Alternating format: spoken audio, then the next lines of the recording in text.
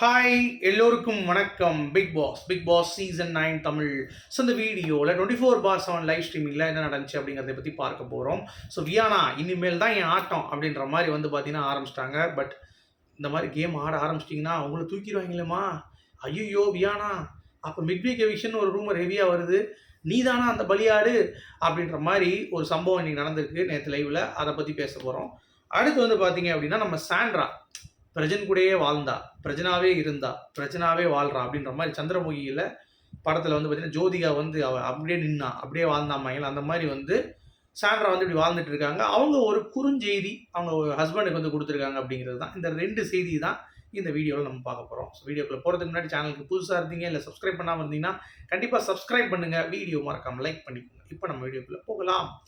So இன்றைக்கி பார்த்தீங்க அப்படின்னா பயங்கரம், சும்மா சொல்லக்கூடாது, பயங்கரம் அப்படிங்கிறப்ப உங்களுக்கு புரிஞ்சிருக்கும் நான் என்ன சொல்ல வரேன்ட்டு. வியானா அவர்கள் கேமரா முன்னாடி நின்றுட்டு அவங்களுக்கு ட்ரெஸ்ஸே வரல போல் 3 வாரமாக. ஏன்னா விஜய் கூட அவங்க க்ளோஸாக இருக்கிறதுனால கடுப்பாயிட்டாங்க போல் அவங்க ஃபேமிலியிலேருந்து. பழைய ட்ரெஸ் தான் போட்டு துவச்சிட்டு இருக்காங்க அப்படிங்கிறது பார்க்க முடியுது. இவ்வளோ நாள் எப்படி வராமல் இருக்குன்னு சொல்லி யோசிச்சுட்டு இருக்காங்க. அது மட்டும் இல்லாமல் நான் இவ்வளோ நாள் எப்படி வந்தேன் அந்த பிக் பாஸ் வீட்டில், எஃப்ஜே கூட எனக்கு ஒன்றும் இல்லை, ஜஸ்ட்டு ஒரு ஃப்ரெண்ட்ஷிப் தான், நான் எக்ஸ்பிளைன் பண்ணுறேம்மா, அதுக்காக நீங்கள் இப்படி பண்ணாதீங்கம்மா அப்படின்ற மாதிரி பார்த்தீங்கன்னா சொல்கிறாங்க. ஸோ ஓட் பண்ண எல்லாத்துக்குமே நன்றி சொல்கிறாங்க. நான் உங்களை டிசப்பாயிண்ட் பண்ணியிருப்பேன் அப்படிங்கிறது எனக்கு தெரியும். பட் இருந்தாலும் நான் சாரி கேட்குறேன். அதுக்கு எனக்கெல்லாம் ஃபேன்ஸ் உருவாகியிருக்காங்க அப்படின்னு நினைக்கும் போது எனக்கே ஹாப்பியாக இருக்குது. ஏன்னா நான் வீக்கெண்டில் பார்க்கும்போது கிளாப்ஸ்லாம் தட்டுறாங்க, ரொம்ப ஹாப்பியாக இருக்குது. So I am back to the game. இனிமேல் நான் ஆடுற ஒவ்வொரு அடியும் பார்த்தீங்கன்னா மரண அடியாக இருக்கும் அப்படின்ற மாதிரி பார்த்தீங்கன்னா சொல்கிறாங்க. என்னடா சொல்கிற அப்படின்றீங்களா? ஆமாங்க. ஸோ ஆதிரை வீட்டுக்குள்ளே வந்தோடனே எஃப்ஜேவை அவன் எங்கே இருக்கான் அப்படின்னு கேட்டால் தூத்துக்குடி பக்கம் திண்டுக்கல் பக்கம் இருக்கான் அப்படின்னு சொல்லிட்டு நம்ம வியானா ஒரு கேம் ஆடுறாங்க.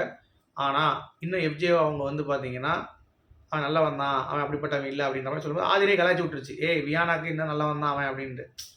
ஸோ இப்போ அதை அனலைஸ் பண்ணி கேமரா முன்னாடி பார்த்தீங்கன்னா திடீர்னு முழிச்சு இப்படியே முழிச்சு பார்த்துக்கிட்டு நான் இதுக்கு தான் வந்திருக்கேன், இந்த மாதிரி கேம் ஆடுவேன், ஐ பேக் டு கேம் அப்படின்றாங்க. ஏம்மா 15 பேர் இருக்கீங்க, இன்னும் வாரங்கள் இன்னும் 5 தான் இருக்குது. இந்த வாரம் முடிஞ்சிச்சுன்னா நிறையா அவங்க மாஸ் எவிக்ஷன், பல்க் எவிக்ஷன்லாம் கேள்விப்பட்டிருக்காங்க. ஸோ மிட் வீக் எவிக்ஷனில் உங்களை தூக்கிட போகிறாங்க பார்த்துமா அப்படின்ற மாதிரி தான் நம்ம சொல்ல வேண்டியது. யோசிச்சு பாருங்களேன், அப்படி தான் இருந்ததுன்னா இது ஒரு விஷயம்.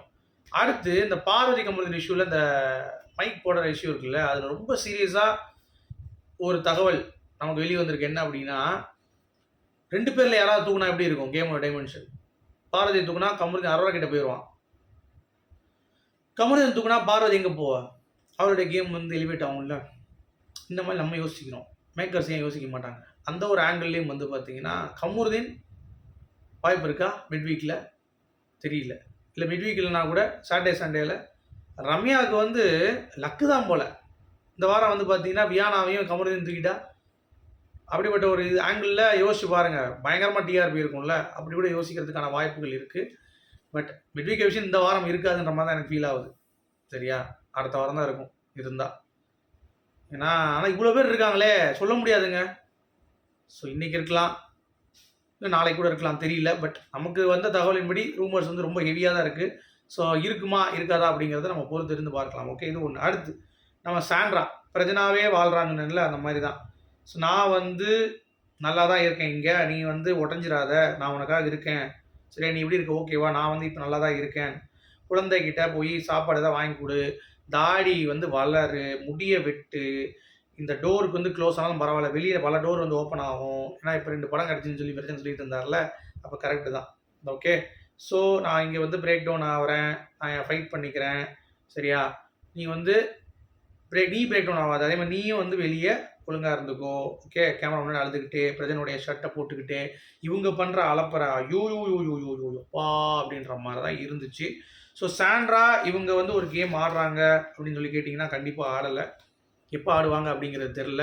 ஸோ கிட்டத்தட்ட முடிய போகுது, இன்னும் 5 வாரம் தான். ஸோ சாண்ட்ரா டைட்டில் வின் பண்ணணும், பிரஜனுக்கு ஏதாவது பண்ணணும் அப்படின்னா வட சென்னை ஆண்ட்ரியா லெவலுக்குலாம் பில்டப் கொடுத்துட்டு இருந்தாங்க. பார்த்தா கடைசி எம்மா வெறும் பொட்டு வச்சு இது பண்ணதோட சரி, அதுக்கடுத்து பார்த்தீங்கன்னா பிரச்சனை சட்டையை போட்டு அலைஞ்சிட்டு இருக்கு அப்படின்ற மாதிரி தான் இருக்குது.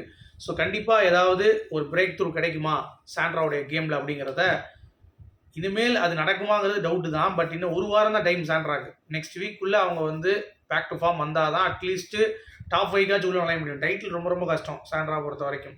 ஏன்னா இப்படி இருந்தாங்கன்னா அவங்க ஒரு எப்படி சொல்கிறது, கலை இழந்து இருப்பாங்க தெரியுமா, அந்த மாதிரியான ஒரு விஷயங்கள் வந்து இருக்குது அப்படிங்கிறது பார்க்க முடியுது. ஸோ அதனால் எனக்கு தெரிஞ்சு சாண்ட்ரா மிட் வீக் எவிக்ஷனில் போவாங்கன்னா கண்டிப்பாக கிடையாது. ஏன்னா சாண்ட்ரா ஒரு வாய்ப்பு விடுவா. இன்னொன்று ஓட்ஸும் வந்து ஓரளவுக்கு ரொம்பலாம் குறைவாக இல்லை. ஷி ஹேஸ் சம் ஃபேன்ஸ், பிரஜனுடைய ஃபேன்ஸோட ஓட் போடுவாங்க அப்படின்றதுனால, ஓட்டிங்கில் அவங்கள தூக்க முடியாது அப்படின்றதுனால, இது ஒரு பக்கம் நம்ம யோசிக்கும். சரியா? ஏன்னா நம்மளால் அது திங்க் பண்ண முடியல. மிட் வீக் எவிக்ஷனில் அவங்க போகிறாங்களா அப்படிங்கிறதும் தெரியாது. ஏன்னா இந்த வாரத்துக்கான எவிக்ஷனோ இல்லை இந்த சீசனுக்கான எவிக்ஷனோ அவங்க இஷ்டத்துக்கு பண்ணுறானுங்க. யாருனாலும் தூக்கலாம் அப்படின்ற மாதிரி தான். ஸோ சாண்ட்ராக்கு இருக்கிற ஒரு வரைக்கும் இருக்கிற நொடியை அழகாக யூஸ் பண்ணி கேம் ஆடுறதுக்கு ட்ரை பண்ணணும். சொல்லிட்டு இந்த வீடியோ நான் முடிக்கிறேன். உங்களுடைய கருத்துக்கள்.